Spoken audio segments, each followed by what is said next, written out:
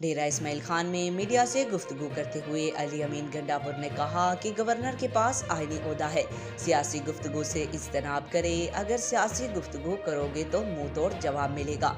Governor house पर कब्जा करके दिखाएं, सड़कों पर घसीटूंगा। गवर्नर खैबर पख्तूनख्वा का अली अमीन को चैलेंज। उन्होंने कहा कि आपकी गाड़ी का पेट्रोल भी मेरे बजट से जाता है। जुबान बंद ना की तो गवर्नर की गाड़ी भी वापस ले लूंगा और आपके ग्रांट और गाड़ी का तेल भी बंद कर दूंगा। अली अमीन गंडापुर ने कहा कि ऐसा ना हो, मैं गवर्नर हाउस को अजायब घर डिक्लेयर करके आपको 2 कमरों के घर में भेज दूं। मैं अगर खड़ा हो गया तो तुम डी नोटिफाई भी हो जाओगे। मैं मैंडेट से आया हूं और आप एक कागज के टुकड़े से आए हो।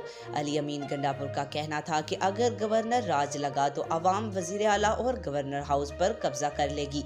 वजीर आला ने कहा कि कानून का एहतराम करते हैं, इसलिए अदालतों में पेश हो रहे हैं।